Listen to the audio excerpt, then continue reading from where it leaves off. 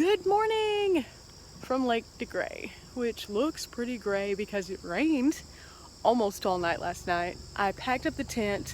It was a big mushy mess and it's gonna be really awkward whenever I have to get back out later on. But that's okay because I was trying to get out of here before it starts raining again. And we're gonna push on down the road to a place that is a little bit less rainy maybe, crossing our fingers.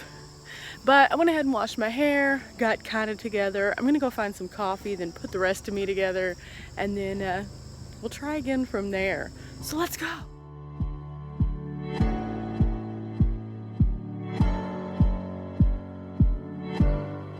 Now there were a couple of sidebars about the camp last night. At about 10:30, someone pulled into camp, and because there was only me and that one other camper there, I was kind of thinking at first that they were into some mischief or something, because they pulled over the boat ramp. But this morning I found out it was an RV, and that's where a lot of RVers come whenever they stay because it has a little bit more wide open space and they don't want to sink. And it did start raining, so it was probably a wise choice. Also, the roads here are really nice on the way in and out. So right now I'm leaving and I'm on a fully paved road. It's about 3 miles off of 84, so it's super simple to navigate to. And all in all, the campground is pretty nice.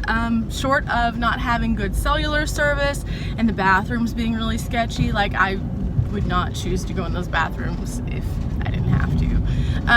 It's a nice campground otherwise. Everything else is beautiful views. The campground itself is pretty well maintained, and yeah, I'd come back.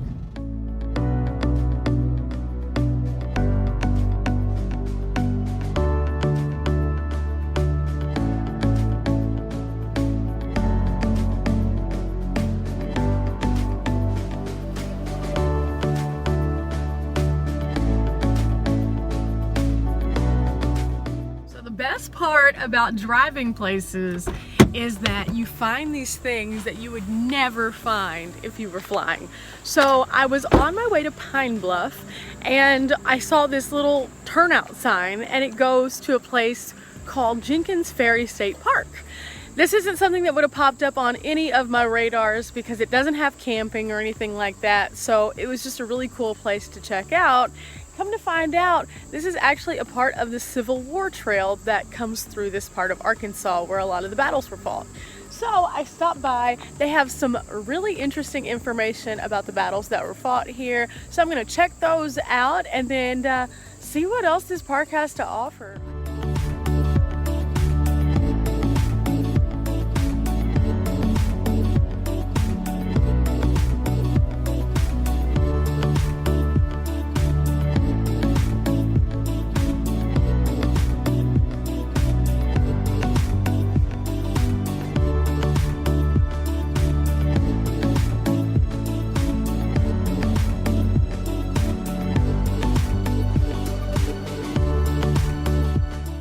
Like there's an area down here that we can walk down to that actually shows where they crossed, which is pretty cool.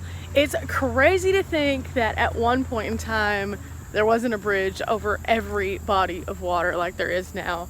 And so this is gonna tell us a little bit more about it. And do you see this little sign right here? I love these. This actually has a cell phone tour. These are pretty cool. It tells you a little bit about each and every one of the stops on this.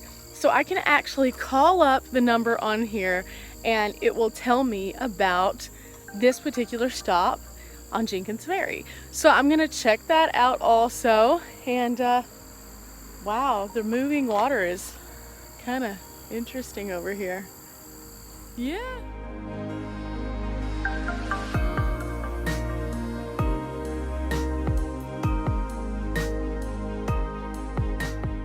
So I went ahead and put the number into my phone from the ferry, and I'm going to call it from here.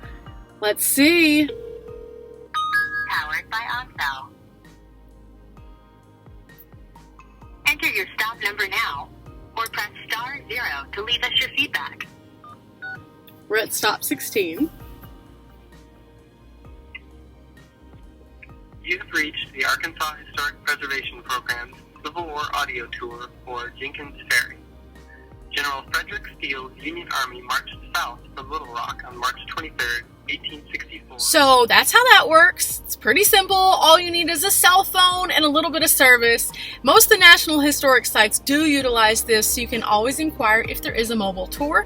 Your benefits are you can kind of move at your own pace. You don't have to pay someone, and you don't have to hurry through something that you're really interested in just because somebody else in your group isn't.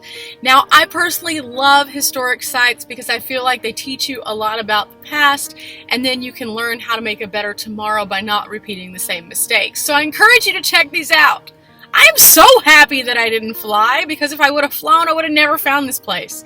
So now we're going to see if we can't find some more interesting places just like this as we meander to Pine Bluff. Yep, we're going to meander. It's a fun word of the day, meander. But yeah, we're gonna get back on the road and see what we can find. One last thing before I head out of here. As I was pulling out, do you watch Stranger Things? Have you? Well, if you have, there's this tree that like sucks people in. I think I found it. That's the creepiest thing ever. It's completely hollow on the inside. I'm leaving before I get sucked in because I haven't dropped a pin here. Nobody knows that I'm at the ferry. Pine Bluff, and I found my first stop, which is actually the downtown area.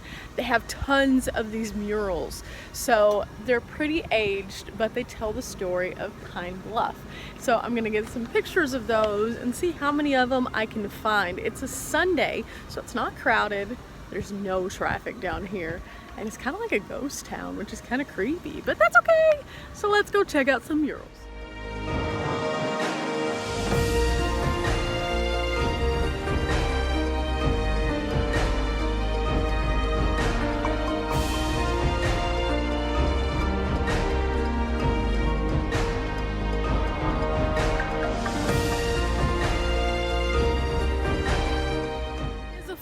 List of all of the murals around Pine Bluff. I am going to link that on my blog itself, so I'm going to try to find as many of them as I can on this little travel through Pine Bluff. But if you're coming to the area, make sure you check out my blog for the full list so you can find them all.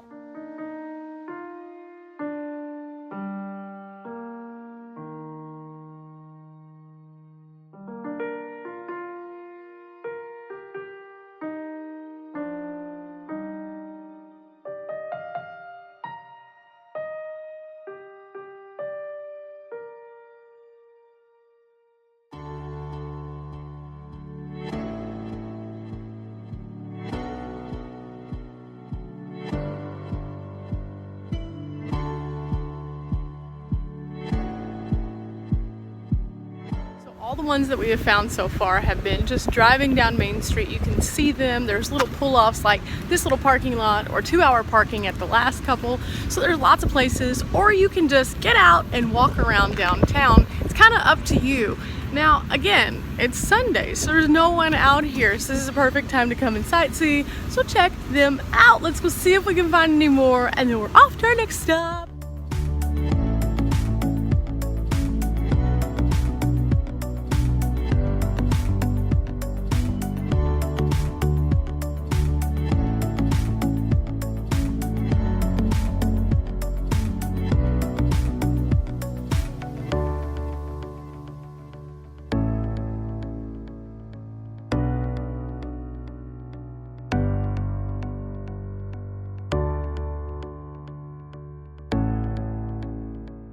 I want you guys to see something. I pulled into this parking lot. The gate's open, but there's no one here.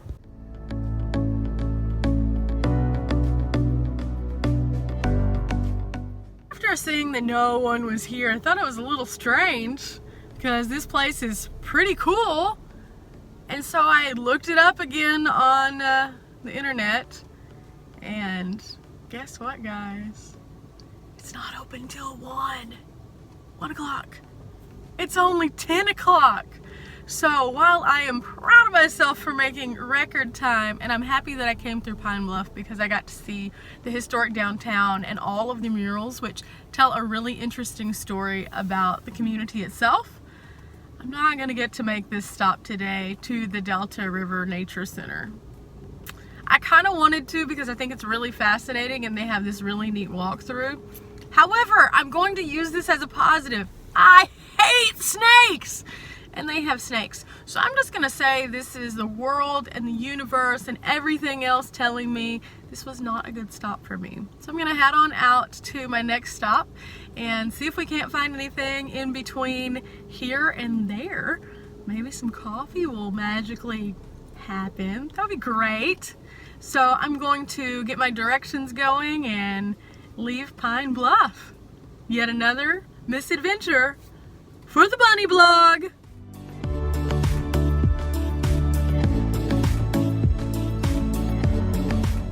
So I finally made it to the Louisiana Purchase State Park. This is a park that has a 950-foot boardwalk that you can walk out in the middle of the marshlands and see this landmark. So I'm really excited to see this, and it looks absolutely cool back here. So let's go and check it out. Yay!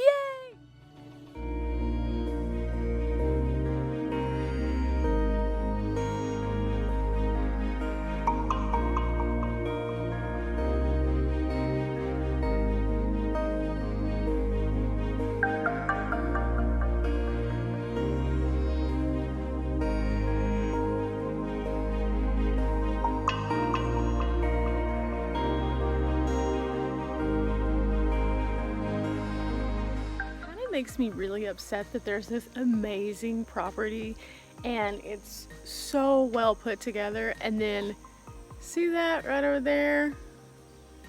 There's trash. People have just thrown it over like it's no big deal. You should never do that, because this is a beautiful natural area that has animals who come out here and things like that, and you're disrupting their habitat. So why would you do that? That's just rude. Take it with you. No big deal. There's even trash cans at the end.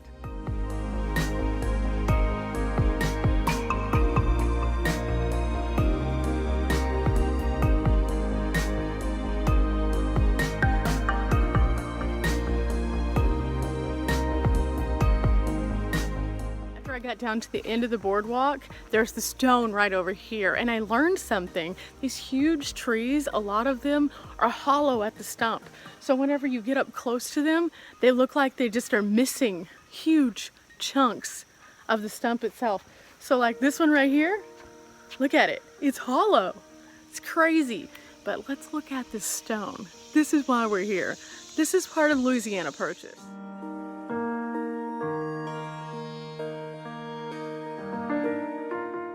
Water, there were some crazy noises and I kept getting attacked by mosquitoes.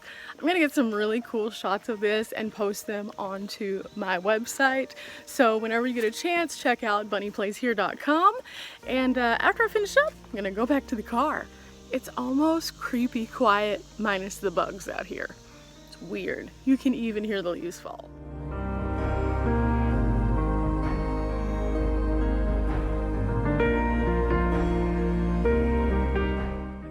I just got eaten by mosquitoes, and that was with my bug spray, so I can only imagine what it's like without it. Now we're away from the mosquitoes. The reason why this was a really cool place to stop is because it's a part of American history. It actually marks with that little marker in the middle of the swamp, go figure, the Louisiana Purchase corner. So it's actually one of the pieces of the original corner that they've actually preserved, so you can come out here and see where it is exactly. That's a part of one of the biggest land purchases in America, basically. So it's pretty cool, and it's right here in Arkansas, go figure, about an hour and a half away from Memphis. Yeah, beautiful driving out here just to get here, and that was really neat. So you should definitely check it out. I'm gonna go see if we can find something else on the way to Memphis, because Memphis has lots of stuff, but there's got to be some other stuff along the way.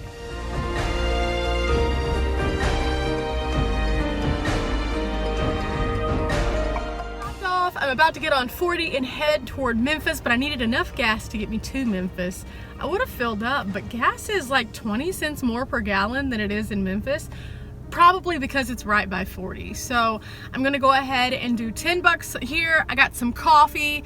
I'm gonna hype myself up, and we're gonna get to Memphis a little bit earlier than I thought we were going to, so that's awesome. Guys, the sun came out. Woo! So I'm actually stopping off at this state park that, again, I wouldn't have known was here had I have not been driving. So right off of 40, a little bit before you get to Memphis, there is the Archaeological State Park. It's about 12 miles off of 40, and this is the visitor center. So I'm excited to find out exactly what this place has to offer and a little bit more about this area.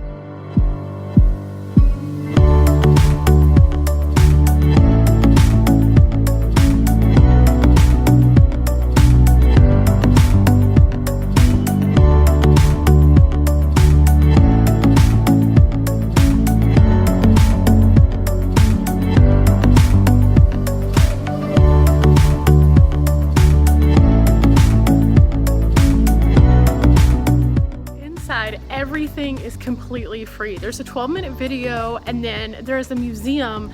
That was really cool. Now, another thing that they have though is you can actually get the site map and do a self-guided tour. Inside here it tells you a little bit about the different stops. It's about 3/4 of a mile, and even though it's hot today, I'm gonna go and check it out because this place is really, really cool. It's an entire culture that basically had no written accounts except for one, and it was for this site. So we're gonna go check this out. This is the Village Trail, and that mound right there is apparently where the chief lived. So let's go check it out.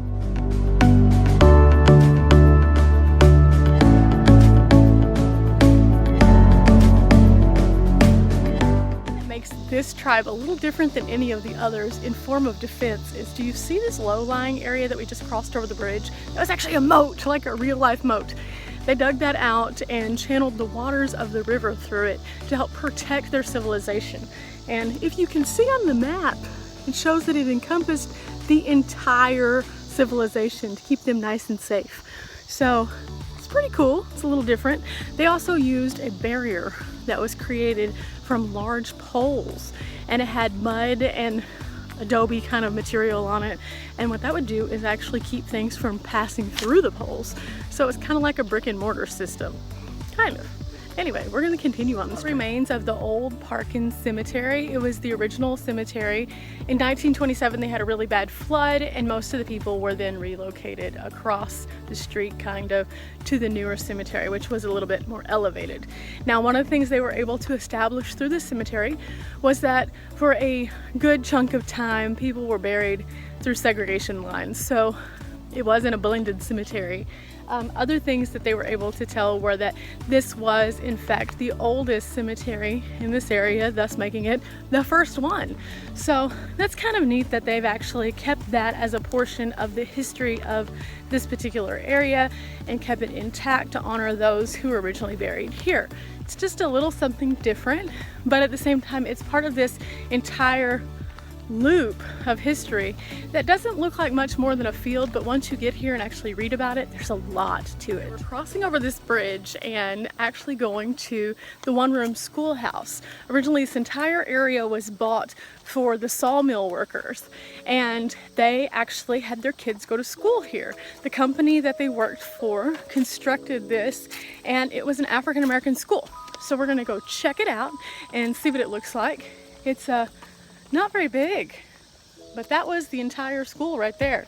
So let's go see how this one differs from some of the others that we've seen in other places. The door itself is locked unless you have a tour. So we could peek into the windows. All of the desks were actually long tables, and then they had these little benches that they could use. There's a lot of space in there considering it's not very big of a building. And one of the things that I thought was really cool about this particular site is they do have these where you can push a button. Parthenia Meacham remembers fondly the inside of the school. There were picnic-like benches to sit on. Boys and girls were seated separately. About 5 students could sit on each side to sit 40 or more students. Boys were seated on the right side of the classroom, and girls were seated on the left. The blackboards were on the west wall. There was also a place for the teacher to hang. They have 3 different kiosks like that so that you can check out all of the information about the old school. And then we can go back over here and check out the next site on the map, which I believe might be the mound. let's say the chief had the penthouse because he was on the very top and everybody else was down below. I guess there's not a lot of things that have changed, even though times have changed. Those who are higher up always get to be higher up. Just saying. Anyway, I thought this was very interesting because normally I'm really afraid of mounds. This one, however, they have looked at and said there's nothing actually buried in the mound, which makes me okay with it. It was literally a platform to elevate their chief to a higher level. So that's pretty cool in itself. And as you can see, it just keeps going and going and going. It's a pretty big mound. It's still crazy to me to think that nobody would even know about the Mississippians if it wasn't for one Spanish explorer. One. They didn't have a written language that they put down like the other tribes had. A lot of tribes didn't know about them, and yet they were a really powerful tribe. So it's crazy to me to think that had this one guy not come here trying to find riches, that we would never know about this culture. It makes you think, how many other cultures out there are completely gone? We know nothing about them because they didn't have some kind of communication. I'd like to think that in today's society, that our communications are good enough that 1,000 years from now, people will still know we existed. But that might be presumptuous. They might have thought they would have been known about as well. So it makes you kind of think. Last we get to the St. Francis River. Now this is where the moat originally came from. So imagine, if you will, way over there, there's a river. And it does swell up, but it's not so swelled up that it's way over there where we started. And that's where the moat goes to. So approximately 400 homes were located in this section that we have just walked around. So in a 3/4 mile area, 400 homes approximately. And they were all protected by the waters of this river, dug all the way around the 3/4 acre trail that we've gone on. It's pretty crazy to think that there was that much manpower. Now, these particular people, they were harvesting people. They used the land, they farmed and things like that. And so they had tools to dig and to trowel through things. But still, that is a lot of work. It makes you think, wow, how on earth would you get all of that done? How long did it take? There's no way of us knowing that. So it's pretty crazy. And since we're out and about, I got postcards. So naturally I picked up one for myself because I do a little memory book, but I have a couple of extras, so I'll probably do some kind of like drawing for these. And I'll send you guys a postcard. So be watching out for that. I'm about to go do one more thing before I get out of here. And then Memphis, here I come. It is so hot outside today now. Ooh. Been to a lot of places today, but this is gonna be our last stop, and it is probably gonna have one of the best views like ever. This is actually called the Big River Crossing. It's a bridge that goes from West Memphis, Arkansas, all the way across the Mississippi to Memphis, Tennessee. Now I went ahead and crossed over the Mississippi and did so on the driving road, but this is an active pedestrian and bicycle bridge. So it's the longest active one in the country. I'm about to go see what it looks like, and this should be pretty interesting.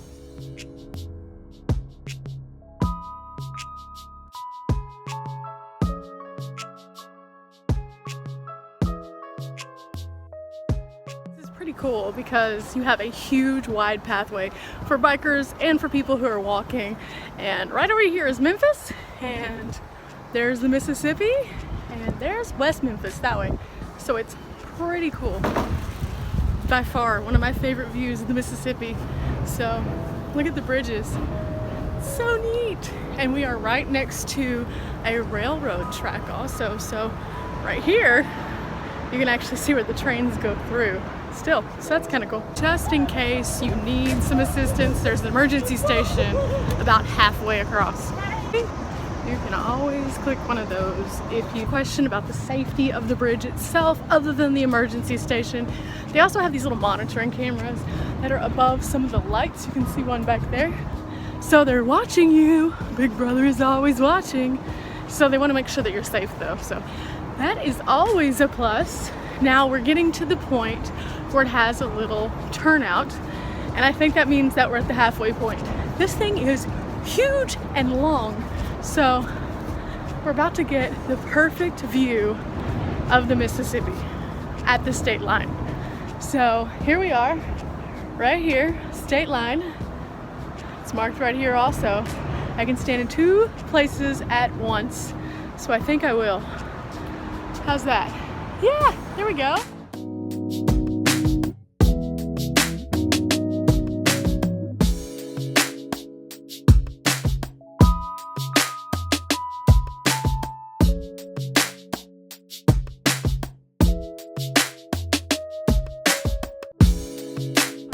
Pretty satisfied because we made it to the state line and we stood in the middle of the Mississippi. That was a pretty cool view.